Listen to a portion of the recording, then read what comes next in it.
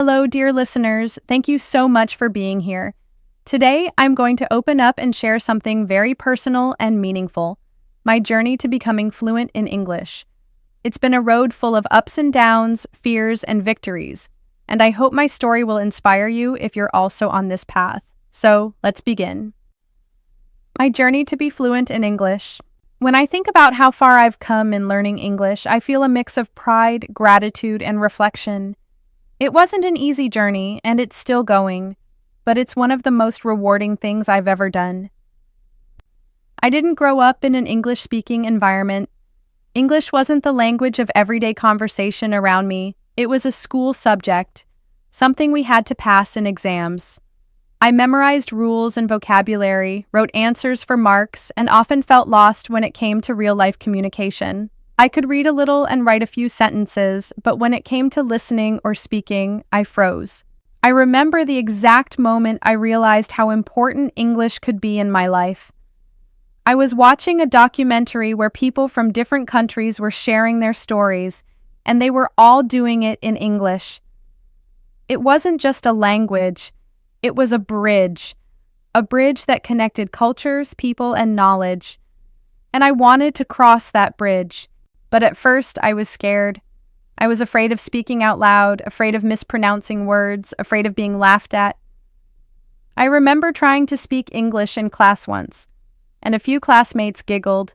That stayed with me. For a while, I stayed silent. I thought, maybe this just isn't for me.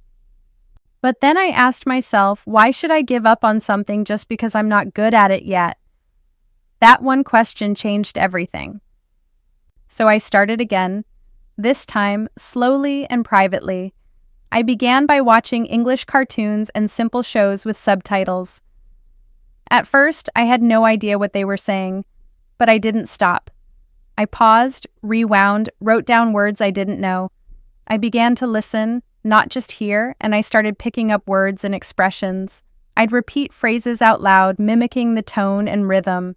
I set a small goal for myself. 10 minutes of English practice every day. That 10 minutes became 30, then an hour. I read short stories, children's books, and eventually novels. I wrote in a diary describing my day in English. I talked to myself in the mirror, pretending I was giving a speech. I even narrated my daily routine in English. Now I'm brushing my teeth. Now I'm making tea. It felt silly, but it worked. There were still bad days. I remember crying out of frustration when I couldn't express my feelings properly.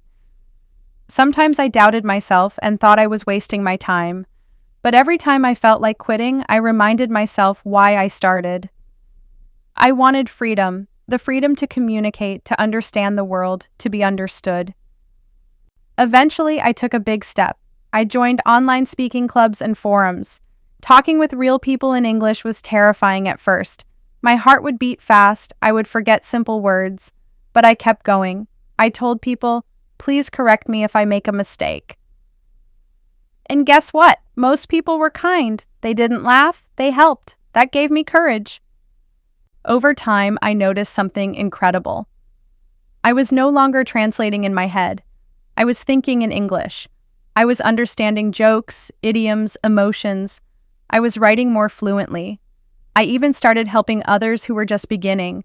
That's when I realized I had become fluent. Not perfect, not native, but confident and clear. English has opened so many doors for me. I've made friends from different countries.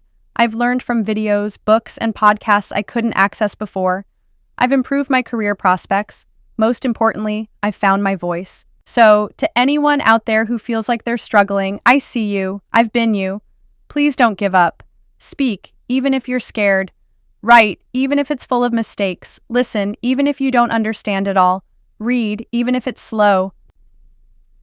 Fluency is not a destination, it's a journey of small steps, consistent effort, and believing in yourself. That's it for today. Make sure to subscribe and hit the bell icon so you don't miss any updates.